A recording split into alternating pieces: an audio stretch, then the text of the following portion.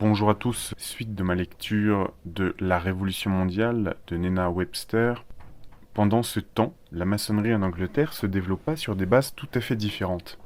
Ce n'est pas le lieu de discuter ici ses objectifs et ses origines, qu'il suffise de préciser que, bien que la Grande Loge nationale soit dérivée de l'une des mêmes sources que celle d'Angleterre, la confrérie des Rose-Croix, et qu'elle reçut en 1740 ses chartes de la Grande Loge de Londres, fondée en 1717, les deux ordres ne doivent pas être confondus.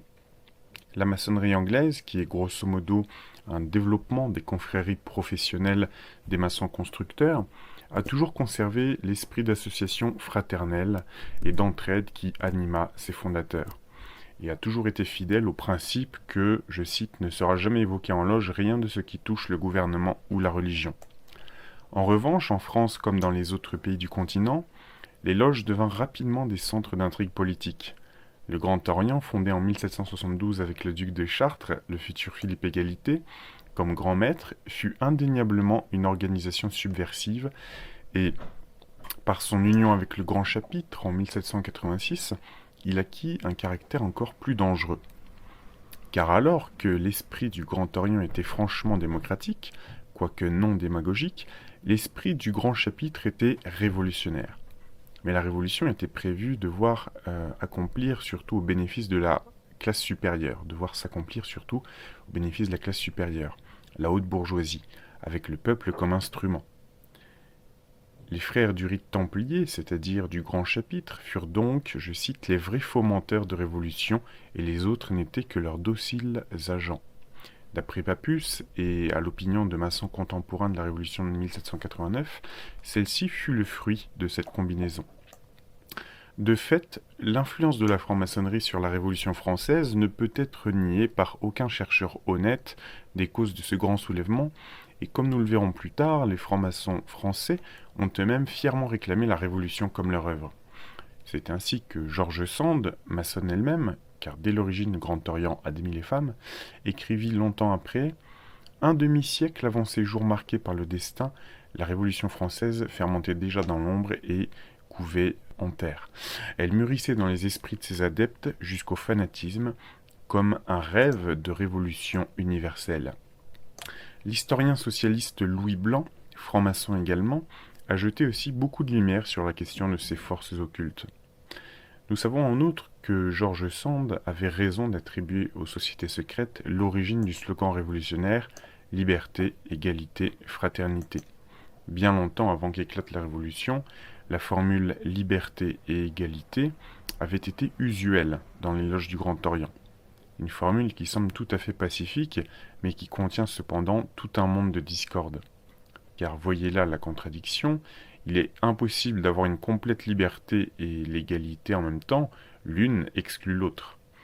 Il est possible d'avoir un système de complète liberté dans lequel chaque homme est libre de se comporter comme il lui plaît, de faire ce qu'il veut, même de voler ou tuer, de vivre par conséquent selon la loi de la jungle dont la règle est celle du plus fort. Mais il n'y a là aucune égalité. Ou bien on peut avoir un système d'égalité absolue, réduire tout le monde au même bas niveau, broyer toute ambition chez l'homme de s'élever au-dessus de ses compagnons, mais il n'y a alors plus de liberté. Aussi, la franc-maçonnerie du Grand Orient, en accouplant deux termes à jamais incompatibles entre eux, jeta dans l'arène une pomme de discorde sur laquelle le monde n'a plus jamais cessé de se quereller jusqu'à ce jour, et qui a d'ailleurs divisé les forces révolutionnaires en deux camps opposés. Quant au terme fraternité, qui complète la formule maçonnique, on découvre qu'il fut ajouté par une autre société secrète, celle des Martinistes, fondée en 1754 par un juif portugais, Martinez Pascalis, ou Pasquali, qui conçut un système à base de gnosticisme, de christianisme judaïsé et de philosophie grecque et orientale. L'ordre en question se scinda en deux branches, l'une continuée par Saint Martin, disciple de Pasqualis, mais aussi de Jacob Böhme, et devint chrétien, et d'autre part un organisme plus ou moins révolutionnaire du sorti Loge des Philalèthes, fondée à Paris. Excusez-moi parce qu'il y a certains mots vers la marge qui ont été mal scannés, donc je suis obligé de deviner un peu ce qui est écrit. Dans le livre de Saint-Martin des erreurs et de la vérité, publié en 1775, la formule liberté, fraternité, égalité est appelée, je cite, le ternaire sacré. Les martinistes, désignés dans les documents français contemporains sous le nom d'illuminés, étaient en réalité des rêveurs et des fous, et ne doivent pas être confondus avec l'ordre des Illuminés de Bavière qui ne vit les jours que 22 ans plus tard. C'est par cette dernière terrible et formidable secte que le gigantesque plan de révolution mondiale fut élaboré sous la direction de l'homme que Louis Blanc a décrit comme le plus profond conspirateur qui ait jamais existé, Adam Weishaupt. Le fondateur des Illuminés de Bavière, Adam Weishaupt, naquit le 6 février 1748. Son éducation chez les jésuites lui inspira une haine violente pour leur ordre, et il se tourna ardemment vers les enseignements subversifs des philosophes français et les doctrines antichrétiennes des manichéens. On rapporte qu'il fut endoctriné dans l'occultisme égyptien par un certain marchand de Jutland, d'origine inconnue et du nom de Kölmer, qui parcourut l'Europe durant l'année 1771 pour trouver des adeptes. Weishaupt, qui combinait le sens pratique des judéo-allemands avec la ruse d'un Machiavel, passa 5 ans à mettre au point un plan dans lequel toutes ses idées furent systématisées, et à la fin de cette période, il aboutit à la théorie suivante, je cite, « Pour lui, comme pour Rousseau, la civilisation constituait une erreur. Elle s'était développée dans un mauvais sens, et c'est à cela qu'étaient dues toutes les inégalités de la vie humaine. L'homme, déclara-t-il, était tombé hors de l'état de nature naturelle, rohe Natur, dans lequel il bénéficiait de la plus totale liberté et égalité. Avec l'accroissement des familles, les ressources pour les faire vivre commencèrent à manquer, la propriété apparut, les hommes se fixèrent, la vie nomade cessa, l'égalité disparut. La première chose pour retrouver la liberté devait donc consister à vivre avec aussi peu que possible, en réduisant ses besoins de plus en plus. Les inventions modernes sont donc superflues. Est-ce que les sciences modernes éclairent vraiment les hommes et leur donnent le bonheur ? Ou ne sont-elles pas plutôt filles de la nécessité, des inventions d'esprit vains et habiles ? L'amour du pays et l'amour de la famille doivent désormais laisser la place à l'amour universel afin de faire de l'espèce humaine une seule famille bonne et heureuse. Aussi, s'adressant à ses hiérophantes, Weishaupt déclare « Avec l'origine des nations et des peuples, le monde cessa d'être une grande famille, un seul royaume. Le grand lien de la nature fut déchiré. Le nationalisme remplaça l'amour de l'humanité. Il devint alors une vertu de magnifier sa patrie aux dépens de ce qui n'était pas inclus dans ses limites. Et comme mot de cette vue étroite, il fut alors permis de mépriser, de se moquer des étrangers et même de les insulter. On appela cette vertu le patriotisme. Le patriotisme donna le localisme, l'esprit de famille et finalement l'égoïsme. Diminuer le patriotisme et les hommes réapprendront à se connaître les uns les autres comme tels, leurs relations de subordination se perdront, le lien de l'union s'élargira. Ça c'est une phrase importante parce que je pense que c'est vrai. Diminuer le patriotisme et les hommes réapprendront à se connaître les uns les autres comme tels, leurs relations de subordination se perdront, le lien de l'union s'élargira. Mais je pense que ça met un temps considérable. C'est exactement le langage des internationalistes d'aujourd'hui et il est évidemment facile de stigmatiser les dangers d'un patriotisme exagéré. Mais il n'est pas avéré que celui qui aime son pays est moins apte à respecter les patriotes étrangers, pas plus que l'homme qui aime sa famille est plus mauvais voisin que celui qui n'a nul souci de sa femme et de ses enfants. Qui plus est, dans cette description de l'origine du patriotisme, Weishaupt montre une ignorance des conditions de la vie primitive aussi profonde que celle de Jean-Jacques Rousseau. L'idée qu'il donne de l'homme paléolithique, dont les squelettes sont bien souvent exhumés avec une main encore posée sur une hache de pierre ou serrant une autre arme semblable de défense, le présenter comme passant son existence dans une ambiance d'amour universel, est tout simplement grotesque.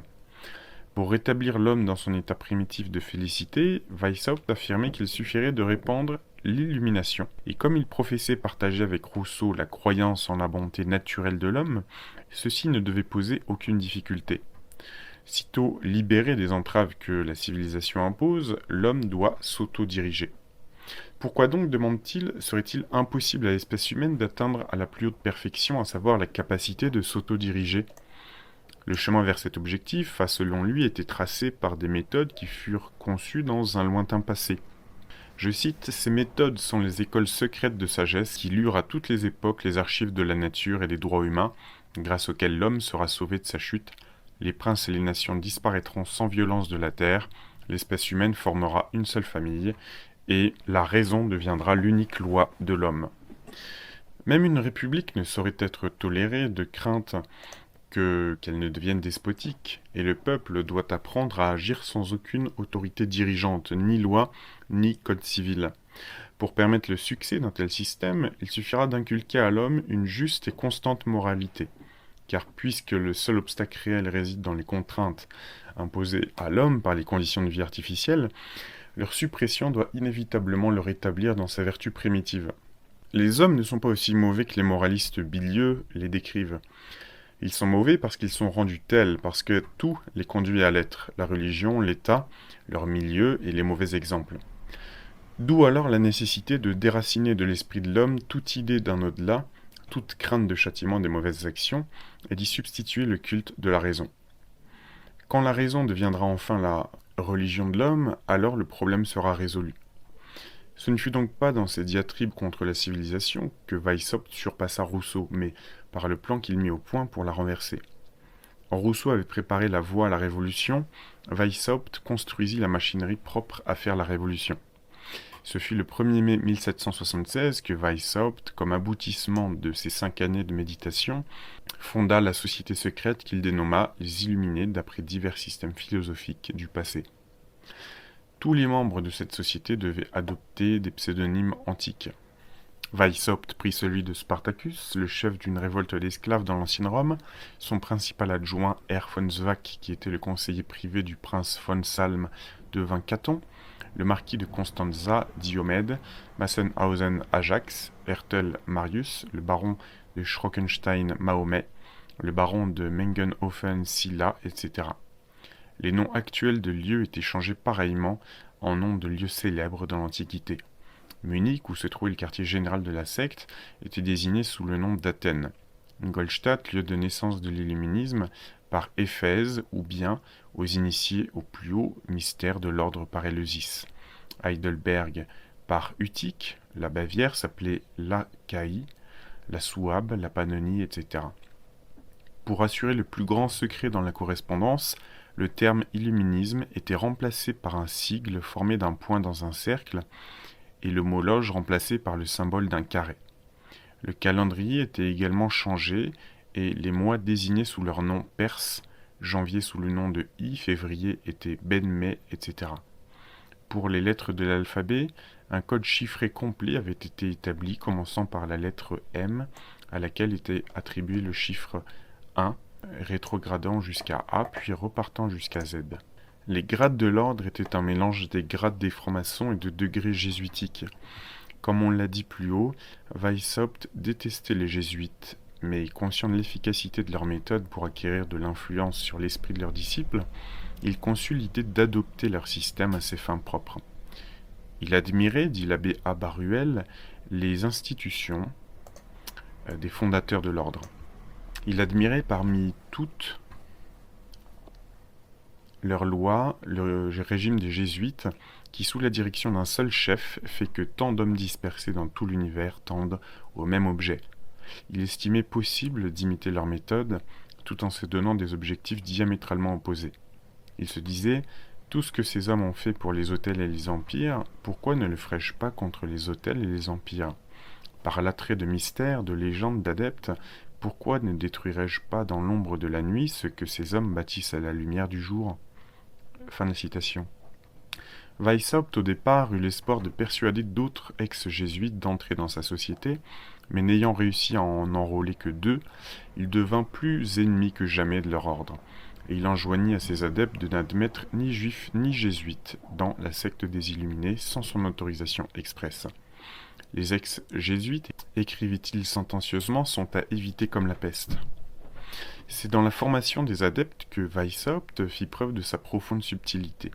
Les prosélytes ne devaient pas être admis d'emblée à connaître les objectifs secrets de l'illuminisme, mais être initié pas à pas dans les plus hauts mystères, et le plus grand soin devait être mis à ne pas révéler aux novices les doctrines susceptibles de les choquer. Dans ce but, les initiateurs devaient acquérir l'habitude, je cite, de parler tantôt dans un sens et tantôt dans l'autre, afin de ne pas paraître s'engager. Comme il expliqua au supérieur de l'ordre, il faut parler tantôt d'une façon, tantôt de l'autre, afin que notre but réel demeure impénétrable à nos inférieurs. Ainsi, à certains novices, les novices écossais, les illuminés doivent enseigner qu'ils désapprouvent les révolutions et leur démontrer les avantages de l'emploi des méthodes pacifiques pour atteindre à la domination mondiale. Jusqu'au grade de Minerval excepté, le plan de conquête du pouvoir mondial ne doit pas être révélé. Mais l'une des premières phrases de l'initiation à ce grade est la suivante. Après ces 2 ans de réflexion, d'expérience, d'échange, de lecture des textes de grade et d'information, vous aurez évidemment compris que l'objectif final de notre société n'est rien moins que de conquérir le pouvoir mondial et les richesses, de saper les gouvernements civils et religieux et de devenir les maîtres du monde. Qui s'excuse s'accuse en effet. Le passage poursuit en disant alors vaguement que ce n'est pas exactement cela, et que l'ordre demande seulement à ses adeptes de remplir leurs obligations. Qu'il n'est pas question non plus que l'antagonisme vis-à-vis de la religion puisse être acceptable. Au contraire, le Christ devait être présenté comme le premier auteur de l'illuminisme, dont la secrète mission était de rendre aux hommes la liberté et l'égalité originelle qu'ils avaient perdues lors de la chute. Personne, doit-on dire aux novices, n'ouvrit la voie de la liberté aussi sûrement que notre grand maître, Jésus de Nazareth. L'idée d'imputer à notre Seigneur une doctrine secrète date en fait du IIe siècle de notre ère et fut réfutée par Origène dans son livre Contre Cels, et le projet d'en faire un socialiste a cependant été suivi jusqu'à aujourd'hui. Ainsi, Weishaupt explique que, je cite, « Si Jésus prêchait le mépris des richesses, il voulait en réalité nous en apprendre l'emploi raisonnable et nous préparer à la communauté des biens qu'il inaugura. » Et ajoute-t-il, selon laquelle il vécut avec ses disciples. Une assertion qui, faut-il le dire, n'a pas l'ombre d'un fondement. Ce raisonnement s'avéra cependant particulièrement efficace, non seulement avec les jeunes novices, mais sur des hommes de tout rang et de tous âges. Vous n'imaginez pas, écrit Spartacus à Caton, quelle considération et quelle sensation notre degré de prêtre est en train de soulever. Ce qu'il y a de plus merveilleux, c'est que de grands théologiens protestants et réformés qui font partie de l'ordre, l'illuminisme, sont persuadés que l'enseignement religieux que nous y fournissons contient le sens véritable et authentique de l'esprit de la religion chrétienne. Ô homme, de quoi n'arrive-t-on pas à vous persuader ? Jamais je ne pensais devoir devenir le fondateur d'une nouvelle religion. Ce n'était pas avant son admission dans les plus hauts grades que l'adepte était initié aux intentions réelles de l'illuminisme en ce qui concerne la religion. Lorsqu'il atteignait le grade d'illuminé majeur ou mineur, de chevalier écossais, d'épope ou prêtre, on lui disait alors la plénitude de l'ordre. C'est ainsi que Philon, le baron von Knigge, dit « Maintenant que les gens voient que nous sommes les seuls vrais et véridiques chrétiens, nous pouvons dire un mot de plus contre les prêtres et les princes. Dans les mystères les plus élevés, nous devons donc A. Révéler le pieux mensonge et B. Dévoiler l'origine de tous les mensonges religieux et leurs connexions. » Mais tout cela restait ignoré du novice, donc la confiance, gagnée par la simulation des sentiments religieux, était conduite à une stricte obéissance. Dans le questionnaire qui lui était soumis figuraient ces questions. Si vous veniez à découvrir quoi que ce soit de faux ou d'injuste pratiqué dans l'ordre, quelle serait votre attitude ? Est-ce que vous considérez le bien de l'ordre comme votre bien propre ? Accordez-vous à notre société le droit de vie et de mort ? Acceptez-vous de vous lier par une obéissance absolue et sans réserve ? Et connaissez-vous la force de cet engagement ? Pour avertir les postulants sur les conséquences de toute trahison de l'ordre, l'initiateur portait la pointe de son épée sur le cœur du novice en disant « Apprenez que si vous êtes un traître et un parjure, tous vos frères seront appelés à s'armer contre vous.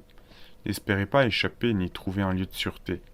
Où que vous soyez, la honte, le remords et la vengeance vous poursuivront et vous tourmenteront jusqu'au plus profond de vos entrailles. » On voit donc que la liberté tant vantée par les dirigeants des Illuminés n'existait absolument pas, et qu'une discipline de fer était en réalité la règle de l'ordre. Un point important qui marquait les adeptes, et dont nous verrons l'importance plus tard, était qu'il ne fallait surtout pas qu'ils fussent connus comme illuminés. Cette règle était rendue encore plus stricte pour ceux décrits comme les enrôleurs et afin d'attirer les prosélytes, Il leur était recommandé en outre d'être irréprochables. Les supérieurs de l'ordre doivent être tenus pour les plus parfaits, les plus illuminés des hommes. Ils ne doivent pas même permettre que l'on doute de leur infaillibilité.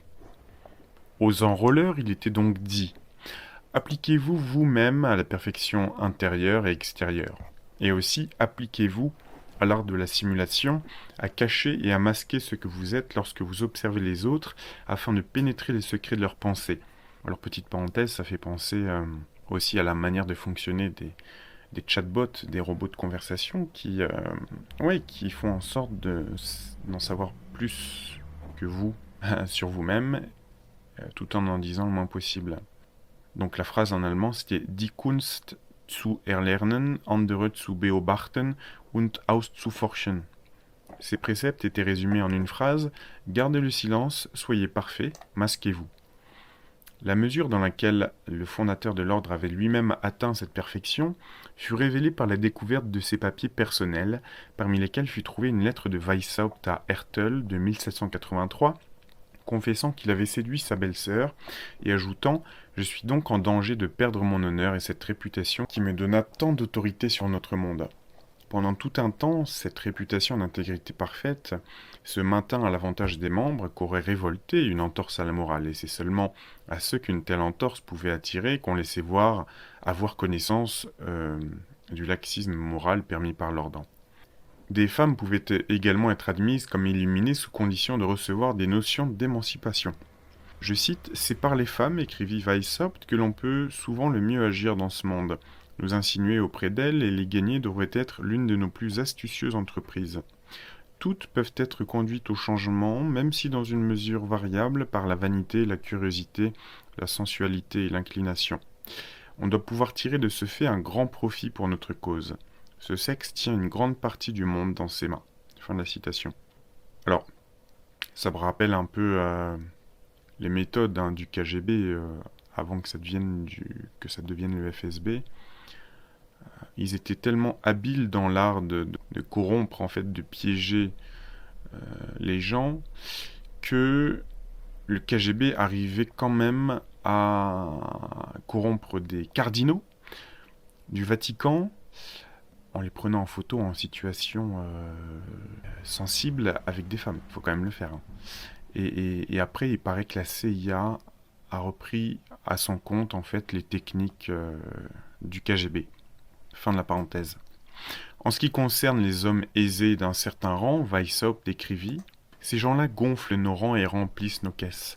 Il faut les amener à mordre à l'appât qu'on leur jette. Mais on doit alors les persuader que le degré qu'ils ont atteint est le plus élevé.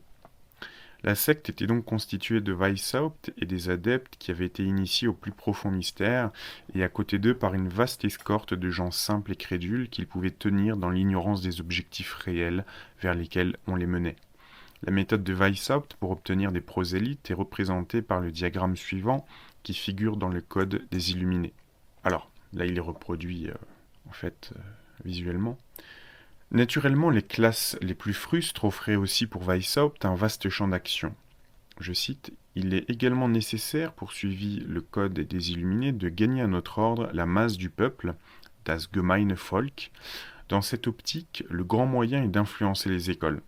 On peut aussi y réussir tantôt par la liberté, tantôt en créant un effet, et d'autres fois en s'humiliant soi-même, en se rendant populaire, ou en endurant avec un air de patience tel préjudice dont on pourra graduellement se débarrasser plus tard. L'espionnage formait une large part du programme de Weishaupt. Donc les adeptes désignés comme frères insignants, je cite, recevaient pour mission d'assurer le rôle d'observateur et de rapporteur. Chacun devait se transformer en un espion d'un autre membre et à l'égard de tout son entourage. Amis, relations, ennemis, et même de ceux qui lui sont indifférents, tous sans exception devront être l'objet de ses enquêtes. Il s'efforcera de découvrir leurs points forts et leurs points faibles, leurs passions, leurs préjugés, leurs relations et surtout leurs actions.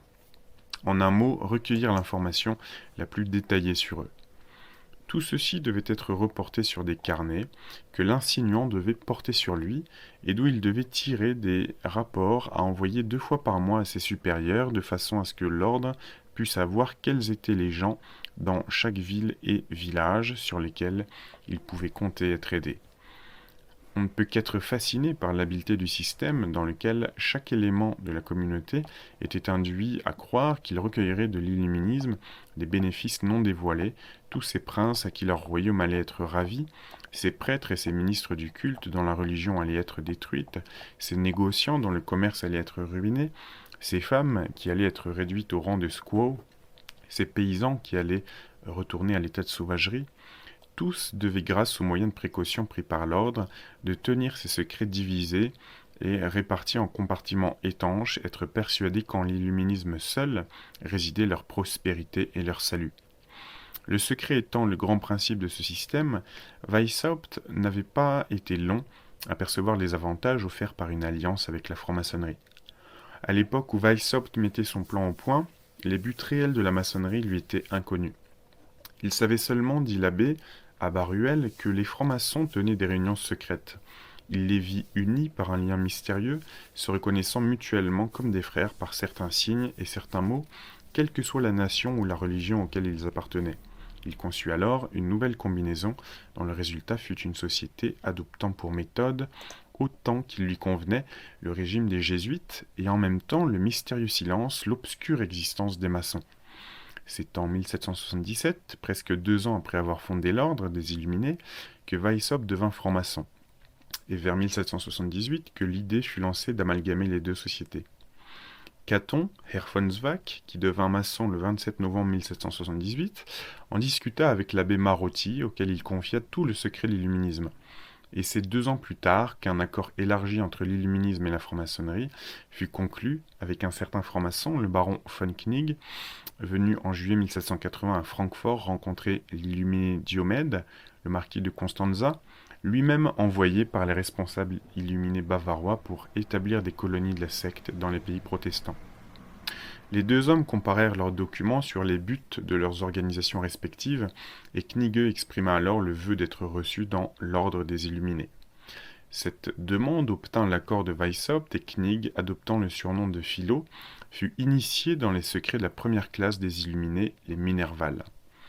Le zèle dont il témoigna pour amener des prosélytes à l'ordre enthousiasma Spartacus, qui écrivit « Donnez-moi 6 hommes à son image, et avec eux je changerai la face de l'univers ». Les négociations entre Weishaupt et Knigge aboutirent à la conclusion d'une sorte d'union entre les deux sociétés secrètes, et Spartacus accepta que l'illuminisme fût gratifié des 3 premiers grades de la maçonnerie. Le 20 décembre 1781, il fut finalement conclu que l'ordre issu de cette alliance serait composé de 3 classes, les Minervales, ou Minervaux, les francs-maçons, les initiés à la classe des mystères, laquelle étant la plus élevée, était à son tort divisée en 2, les mystères mineurs et majeurs, cette dernière comportant à son tour les grades de prêtre et de régent, et celle-ci ceux de mage et d'homme-roi. Mais ce ne fut que lors du congrès de Wilhelmsbad que cette alliance entre l'illuminisme et la franc-maçonnerie fut scellée. Cette assemblée, dont l'importance ultérieure sur l'histoire du monde n'a à ce jour pas encore été appréciée à sa juste valeur, se réunit pour la première fois le 16 juillet 1782 et rassembla des représentants de toutes les sociétés secrètes, les martinistes comme les francs-maçons, et les illuminés qui comptaient alors au total 3 millions de membres dans le monde. Seuls de ces divers ordres, les illuminés de Bavière avaient un plan de campagne nettement tracé, et c'est donc eux qui dès lors menèrent le jeu. Ce qui se passa à ce terrible congrès ne sera jamais connu en dehors, car même les hommes qui avaient été innocemment attirés dans ce mouvement et qui entendirent pour la première fois exprimer les desseins réels des leaders furent liés par le serment de ne jamais rien révéler. L'un de ces francs-maçons honnêtes, le comte de Virieux, membre d'une loge martiniste de Lyon, à son retour de Wilhelmsbad, ne put cacher ses alarmes, et lorsqu'on l'interrogea sur les tragiques secrets sous le poids desquels il était revenu, il répliqua, je cite, « Je ne vais pas vous le confier. Je peux seulement vous dire que tout cela est beaucoup plus sérieux que vous le pensez. La conspiration est si bien ourdie qu'il sera, si l'on peut ainsi s'exprimer, impossible à la monarchie et à l'Église d'en réchapper. » Dès ce moment, dit son biographe M. Costa de Bourgard, je cite, « Le comte de Virieux ne parla plus jamais de la maçonnerie qu'avec horreur. » Les années 1781 et 1782 furent remarquables par le développement d'un autre mouvement qui trouva également son expression au congrès de Wilhelmsbad, celui de l'émancipation des Juifs. Au cours de ces années, une vague de philo-judaïsme déferla sur toute l'Europe, grâce au célèbre livre de Dom, de l'amélioration civile de la condition des Juifs, livre écrit sous l'influence de Moïse Mendelssohn et achevé en août 1781. C'est ainsi, écrit l'abbé Lehmann, que 8 ans avant la Révolution, le programme en faveur du judaïsme fut diffusé par la Prusse. Ce livre eut une influence considérable sur le mouvement révolutionnaire. C'est l'appel de la trompette de la cause juive, le signal du grand pas en avant. Graetz, l'historien juif, reconnaît lui-même l'immense portée de l'ouvrage de Dom. Je cite, dépeignant les chrétiens comme de cruels barbares et les juifs comme d'illustres martyrs. Tous les gens qui réfléchissent, ajoute-t-il, commencent à s'intéresser eux-mêmes à la question juive. Mirabeau, quelques années après, lors d'une mission à Berlin, se lia d'amitié avec Dom et devint un habitué du salon de la jeune et jolie juive Henriette de Lemos, l'épouse du docteur Hertz, et c'est là que les disciples de Mendelssohn, récemment décédés, le poussèrent à s'élever en faveur des juifs opprimés, ce qui amena Mirabeau à publier à Londres un livre sur le modèle de celui de Dom. Dans le même temps, en 1781, Anacharsis Clootz, le futur auteur de La République universelle, écrivit son pamphlet pro-juif intitulé « Lettres sur les Juifs ». On vit un peu plus tard le résultat de toute cette agitation lorsque, sous l'influence de Mirabeau et de l'abbé Grégoire, fut adopté par l'Assemblée nationale en 1791 le décret d'émancipation des Juifs. Un effet plus immédiat cependant aurait été la résolution prise au congrès maçonnique de Wilhelmsbad, auquel avaient pris part Lessing et un groupe de Juifs, que dorénavant les Juifs ne seraient plus exclus des loges. En même temps, il fut décidé de transférer à Francfort le siège de la direction de la franc-maçonnerie illuministe. Francfort, qui, incidemment, était le haut lieu de la finance juive sous le contrôle à cette date des dirigeants de la race comme Rothschild Mayer-Amschel, qui devait devenir Rothschild tout court, et aussi Oppenheimer, de Wertheimer, Schuster, Speyer, Stern et autres banquiers juifs allemands. C'est depuis cette loge mère de Francfort que fut mené le plan gigantesque de la Révolution mondiale, et c'est là que, lors du grand congrès maçonnique de 1786, au dire de 2 francs-maçons français, fut décrétée la mort de Louis XVI et de Gustave III de Suède. Depuis cette grande coalition conclue à Wilhelmsbad, l'illuminisme, aidé largement par les activités de Knig, fut à même d'étendre ses ramifications dans toute l'Allemagne. La loge de Eichstätt, sous la direction de Mahomet, le baron de Schrockenstein, illumina Bayreuth et d'autres villes impériales. Berlin, sous la direction de Nicolai et de Leuchtenring, illumina les provinces de Brandebourg et de Poméranie. Francfort illumina Hanovre, et ainsi de suite.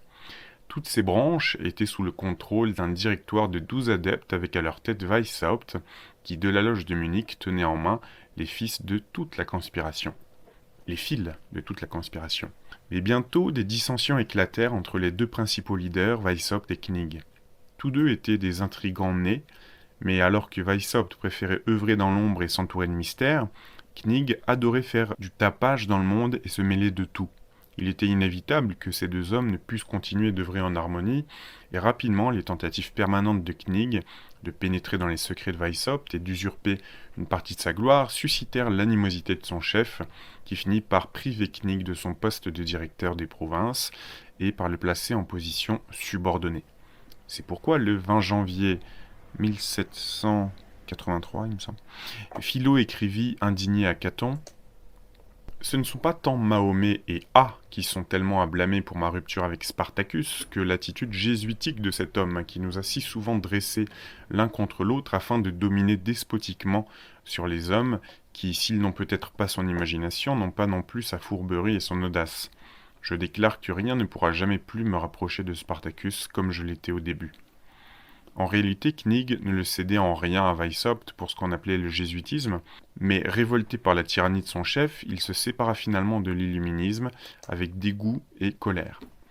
L'opinion publique avait été alors pleinement alertée au sujet de cette société secrète, et l'électeur de Bavière, informé des dangers pour l'État que représentaient les adeptes, qui, à ce qu'on en rapportait, avaient déclaré que les illuminés dirigeraient un jour le monde, publia un édit interdisant toutes les sociétés secrètes. En avril 1785, 4 autres membres des Illuminés qui, comme Knig, avaient quitté cette société, lassés de la tyrannie de Weishaupt, furent traduits devant une cour d'enquête et durent fournir un rapport sur les doctrines et les méthodes de la secte. Le témoignage de ces hommes, Hutschneider, Kossandé, Grünberger et Renner, tous professeurs à la Marianenakademie, ne laissa subsister aucun doute quant à la nature diabolique de l'illuminisme. Toute religion, déclare-t-il, tout amour de la patrie et toute loyauté au souverain doivent être détruits, une maxime favorite de l'ordre étant « tous les rois et tous les prêtres sont des fripons et des traîtres ». Bien plus, tous les efforts devaient être faits pour susciter la discorde, non seulement entre les princes et leurs sujets, mais entre les ministres et leurs secrétaires, et même entre parents et enfants. Le suicide devait être encouragé en inculquant dans les esprits l'idée que l'acte de se tuer s'accompagnait d'une certaine volupté. L'espionnage devait être étendu jusqu'au service de la poste, en introduisant dans les offices postaux des adeptes ayant l'art d'ouvrir les lettres et de les refermer de façon indétectable. Le professeur Robison, qui étudia les témoignages des 4 professeurs, résume ainsi le plan de Weishaupt tel que révélé par eux. L'ordre des Illuminés abjurait le christianisme et se faisait l'avocat des plaisirs des sens. Dans les loges, on appelait la mort un sommeil éternel. Le patriotisme et la loyauté étaient désignés comme, je cite, des préjugés relevant de l'étroitesse d'esprit et incompatibles avec la bienveillance universelle. De plus, je cite, ils tenaient tous les princes pour des usurpateurs et des tyrans, et tous les ordres privilégiés comme leurs instigateurs. Ils projetaient d'abolir les lois protégeant toute propriété accumulée par une industrie prospère et durablement conduite, et prévenir dans l'avenir toute accumulation de cette nature. Ils entendaient établir la liberté et l'égalité universelle et les imprescriptibles droits de l'homme. Et comme nécessaire préparation à tout cela, ils voulaient déraciner toute religion et toute moralité ordinaire, et même briser les liens de la vie domestique en détruisant le respect pour les vœux du mariage et en enlevant l'éducation des enfants des mains des parents.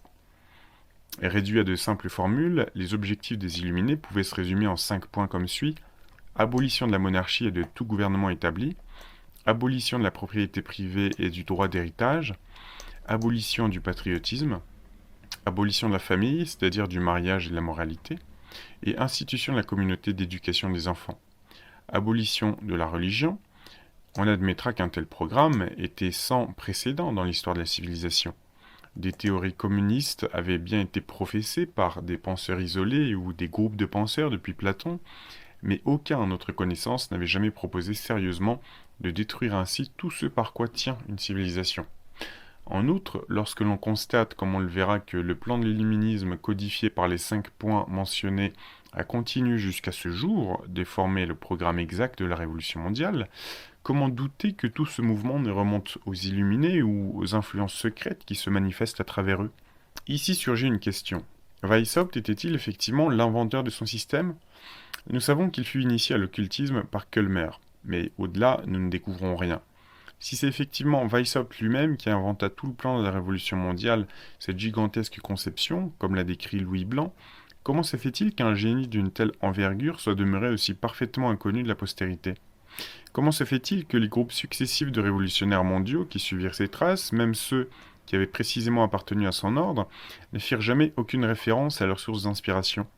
La réponse à cette question ne tient-elle pas au fait que, dans tout le mouvement, les adeptes de l'ordre sont toujours restés fidèles à la règle stricte posée par Weishaupt de ne jamais permettre qu'on les connaisse comme illuminés?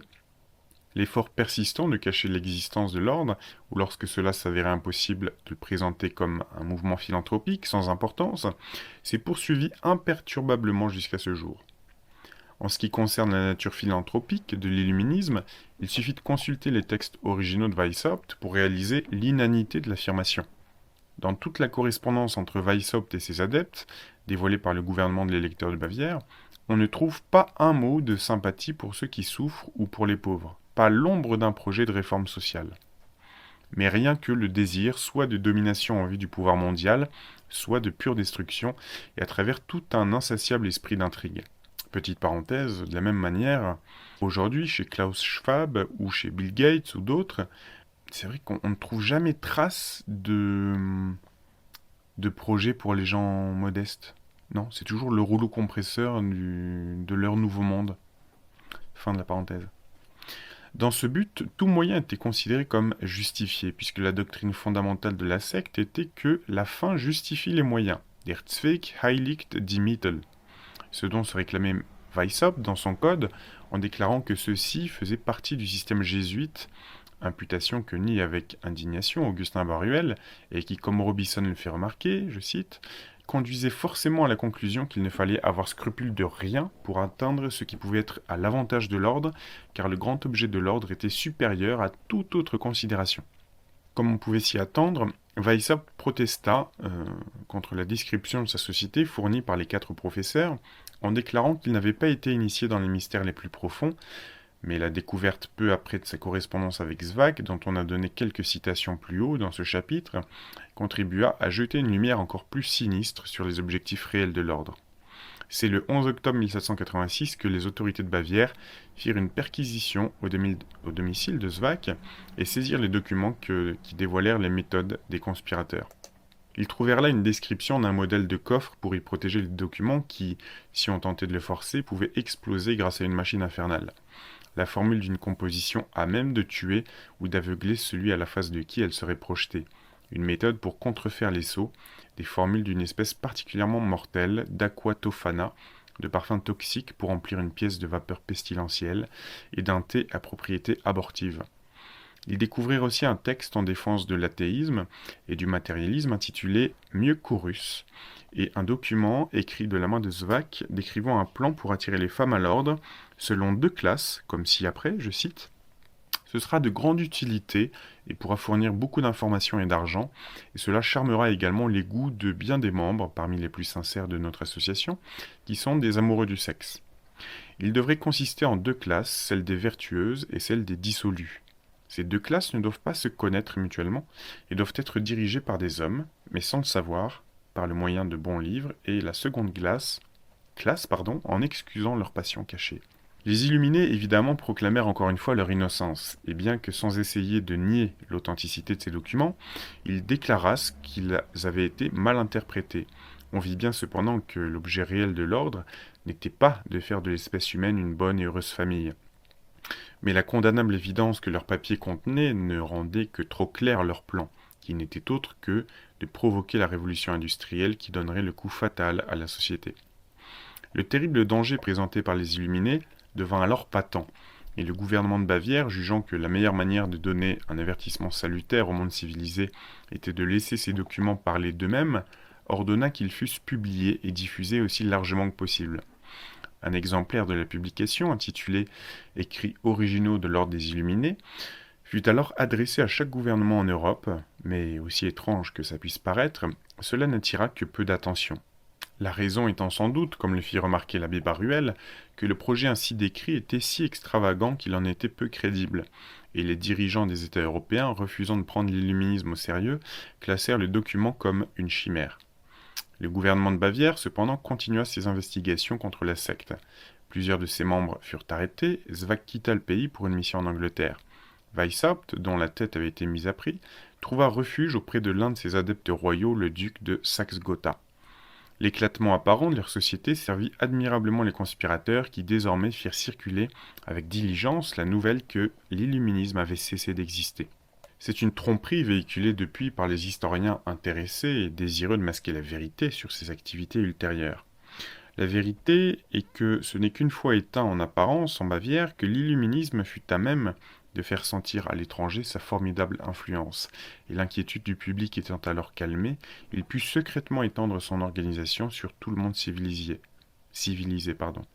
Alors, petite parenthèse, il faut se rappeler qu'il est mort en 1830, donc 45 ans après qu'il fut condamné, arrêté, après qu'il ait fui dans un autre état du Saint-Empire romain germanique. Donc, il a survécu 45 ans après.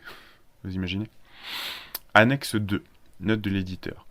Mais la secte des Rose-Croix était une secte panthéiste antichrétienne, la rose et la croix y étant des symboles sexuels. Cette origine évoquée de la maçonnerie anglaise la montre identiquement subversive de l'ordre social chrétien, quoiqu'elle en fasse accroire aux maçons de base en Angleterre, lire de Monseigneur Meurin, Franc-maçonnerie, synagogue de Satan, et du R.P. Deschamps, les sociétés secrètes et la société. En outre, dire que la maçonnerie anglaise s'interdit toute question politique ou religieuse est une affirmation surprenante de la part de l'auteur, car la révolution d'Angleterre au XVIIe siècle fut menée par des sociétés secrètes maçonniques, et ce fut le maçon Cromwell, aidé de l'oligarchie locale protestante déjà organisée en sociétés secrètes politiques et par la juiverie des Pays-Bas, qui renversèrent Charles Ier en 1645 et le firent exécuter. Alors, petite parenthèse, je dirais que ce que l'auteur a voulu dire, c'est que c'est le credo officiel de ces maçons-là. Pas de politique en loge, pas de religion, tatati tatata, mais en réalité, tout se passe derrière les loges, en arrière-loge ou dans les dîners qu'ils font après, etc. Ce fut ensuite la maçonnerie jacobite qui réussit en 1660 à ramener en Angleterre Charles II, de nouveau avec l'aide des Juifs d'Amsterdam, et c'est enfin la maçonnerie orangiste qui chassa Jacques II et s'installa sur le trône, une dynastie protestante plus sûre et pro-juive, celle de Guillaume de Nassau.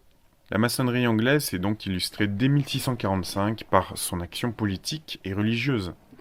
La présentation de la maçonnerie comme une religion chrétienne, et même la vraie religion chrétienne destinée à unifier le monde, figure entre autres chez Coligny, pupille du judaïsant Rochelin, et divers clercs protestantisants et Rose-Croix, et pour certains sans doute Maranne.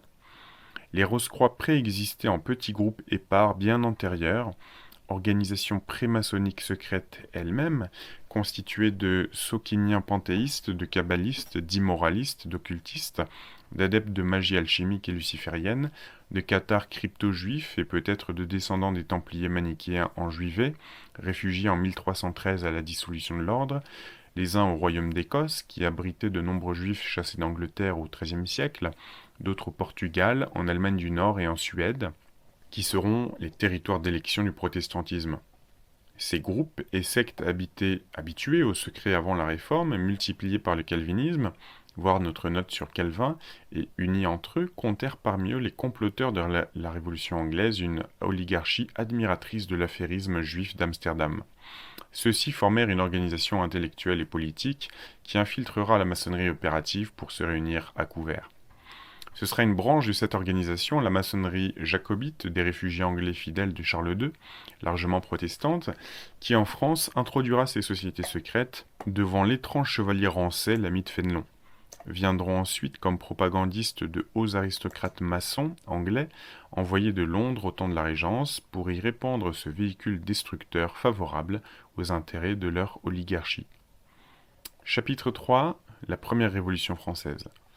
2 ans avant que l'illuminisme ait été dissous en Bavière, ces adeptes avaient commencé d'opérer en France. Le magicien Cagliostro, généralement réputé être un juif de Sicile, avait été enrôlé comme illuminé en Allemagne.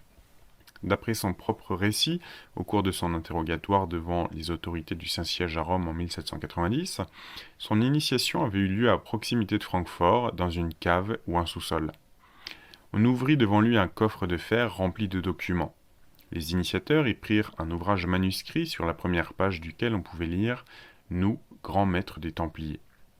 Suivait alors une sorte de serment tracé avec du sang. Ce livre indiquait que l'illuminisme était une conspiration contre les trônes et les autels, et qu'il frapperait ses premiers coups contre la France, puis, après la chute de la monarchie française, que Rome serait attaquée. Cagliostro apprit de la bouche des initiateurs que la société secrète dont il était désormais membre possédait une masse d'argent répartie dans diverses banques d'Amsterdam, Rotterdam, Londres, Gênes et Venise. Il put lui-même tirer une somme substantielle destinée aux dépenses de propagande, reçut les instructions de la secte et se rendit à Strasbourg. Ce fut à Strasbourg que Cagliostro fit la connaissance du cardinal de Rohan, qui tomba rapidement sous l'influence du pouvoir hypnotique qui formait le fonds de commerce du mage et qui continue d'être pratiqué par les propagandistes de l'illuminisme. Peu après, le cardinal l'introduisit auprès de Madame de Lamotte, et ceci aboutit à l'affaire du collier. C'est ainsi que le premier coup contre la monarchie française fut organisé sur les conseils des illuminés allemands.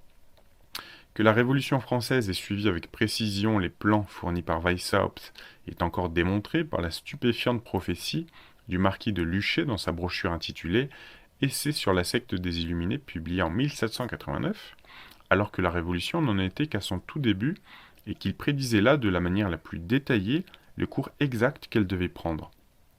J'en ai publié des détails dans la 7e édition de Secret Societies and Subversive Movements, en expliquant les raisons de mon erreur dans la première édition, où j'avais attribué cet essai à Mirabeau. Mirabeau écrivit cependant à peu près à la même date un pamphlet qui, loin d'alerter contre l'illuminisme, présentait avec force ses instructions les plus destructrices. Ce document, intitulé « Croquis ou projet de révolution » de M. de Mirabeau, fut saisi par la police au domicile de Madame Leget, l'épouse de l'éditeur de Mirabeau, le 6 octobre 1789. Mirabeau, qui était franc-maçon depuis sa jeunesse, était devenu membre des Illuminés lors de son séjour à Berlin en 1786 et avait été initié à Brunswick aux mystères les plus profonds de la secte, devenant même un intime de Weishaupt. À son retour en France, Mirabeau, qui avait pris le nom de code de Léonidas, introduisit l'illuminisme dans sa loge appelée Loge des Philalettes, jetant une fois de plus la poudre aux yeux du public, puisque, comme on l'a vu, les Philalettes étaient déjà une loge des martinistes, et il fut alors décidé d'introduire l'illuminisme dans toutes les loges maçonniques de France. Trouvant que cette tâche dépassait cependant ses moyens, Mirabeau demanda en Allemagne l'aide de deux autres adeptes, Bode, connu sous le pseudonyme d'Amelius, et le baron de Buch sous le nom de code de Bayard. À la loge des Amis réunis, où les membres des loges maçonniques de toute la France se réunissaient, les mystères de l'illuminisme furent dévoilés par les deux émissaires allemands, et le code de Weishaupt y fut même déposé sur la table.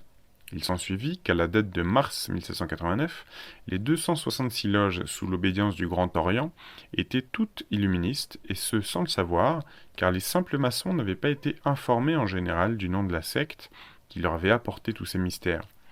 Seul un très petit nombre d'entre eux étaient dans le secret.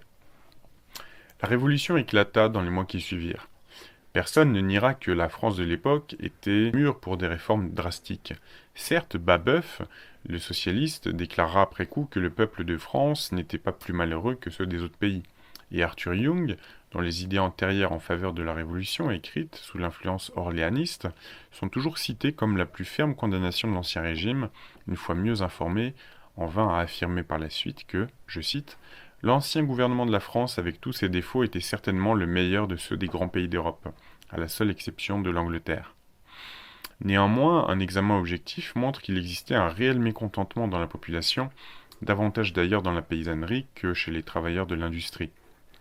Les lois sur le gibier ou capitainerie, selon lesquelles les chasses avaient le droit de traverser et d'endommager les récoltes des paysans, et que le gibier pouvait manger les cultures sans que les paysans puissent intervenir, l'impôt sur le sel ou la gabelle, les heures de travail obligatoires connues comme les corvées, les taxes à payer aux propriétaires terriens, et un certain nombre d'autres obligations attachées à la terre, enfin et surtout les inégalités d'imposition, étaient des désagréments profondément ressentis par le peuple. Il ne faut pourtant pas oublier que le roi lui-même avait continuellement poussé à l'abolition de ces injustices, et que l'aristocratie dans son ensemble était loin d'avoir gardé à cette époque une attitude souhaitable. La philosophie de Rousseau avait ouvert les yeux à beaucoup de nobles quant aux besoins de réforme, et il n'y eut probablement aucun moment dans l'histoire du monde où une grande rénovation sociale aurait pu plus facilement être conduite sans violence. L'œuvre des révolutionnaires ne consista pourtant pas à accélérer les réformes, mais bien au contraire à les paralyser afin d'accroître le mécontentement populaire et ainsi succéder au pouvoir. Nous avons décrit en détail dans la Révolution française la manière dont ils accomplirent leurs desseins. C'est pourquoi on ne fera ici qu'un très bref résumé de cette période pour montrer simplement le déroulement de la Révolution sociale. Durant les 3 premières années du Grand Soulèvement, en effet, le plan de l'illuminisme fut masqué par les intrigues des factions politiques, à savoir la conspiration des orléanistes pour changer la dynastie, et ensuite la lutte des Girondins pour le pouvoir. La Prusse, pendant ce temps, jouait un rôle insidieux dans les troubles de la France. Depuis longtemps, en effet, et bien avant la Révolution, le projet favori de Frédéric II avait été de briser l'alliance franco-autrichienne de 1756, qui faisait obstacle à sa puissance, et d'unifier l'Allemagne sous la domination prussienne. En 1778, l'impératrice Marie-Thérèse, dans une lettre à sa fille Marie-Antoinette, avait écrit ces remarques prophétiques. Tout le monde en Europe sait si l'on peut compter sur le roi de Prusse et la confiance que l'on peut accorder à sa parole. La France en a fait l'expérience en diverses circonstances. Or, c'est le souverain qui aspire à s'élever en dictateur et protecteur de l'Allemagne. Le plus extraordinaire de l'affaire est que les puissances ne pensent pas même à s'unir pour se protéger d'un tel malheur, dont, à plus ou moins long terme, nous aurons à souffrir des conséquences désastreuses. Ce que j'avance là concerne toutes les puissances de l'Europe. L'avenir ne m'apparaît pas sous un aspect souriant. Aujourd'hui déjà, nous subissons l'influence de cette monarchie militaire et despotique qui ne reconnaît aucun principe, mais qui, dans tout ce qu'elle fait et tout ce qu'elle entreprend, poursuit toujours le même objectif, son seul intérêt et son avantage exclusif. Si l'on permet au principe prussien de continuer à gagner du terrain, quel espoir reste-t-il pour ceux qui nous succéderont un jour ? Ce sont les avertissements comme celui-là qui firent adopter à Marie-Antoinette l'attitude anti-prussienne qui fut la sienne et qu'elle dut payer si cher un jour, et Frédéric, focalisant alors toute scène de l'Autriche contre la malheureuse dauphine de France, fit circuler des libelles contre elle par l'entremise de son agent, l'ambassadeur von der Goltz, qui combinait les rôles d'ambassadeur et d'espion à la cour de Versailles. Pour montrer jusqu'où allaient les méthodes du Hohenzollern, il était allé jusqu'à se mettre en rapport en France avec un obscur malandrin nommé Carat, qui deviendra ensuite un chef révolutionnaire, qui apparemment le servit si efficacement que Frédéric crut bon de le récompenser en lui offrant une tabatière en or. Cette politique de Frédéric le Grand fut scrupuleusement poursuivie par son successeur Frédéric Guillaume II, qui envoya à Paris ses agents prussiens, avec à leur tête un juif nommé Ephraïm, pour infiltrer la populace révolutionnaire et enflammer ses passions. Voilà, ça sera la fin de cette deuxième partie du livre La Révolution mondiale de Nesta Webster. Je vous dis à très bientôt pour la suite.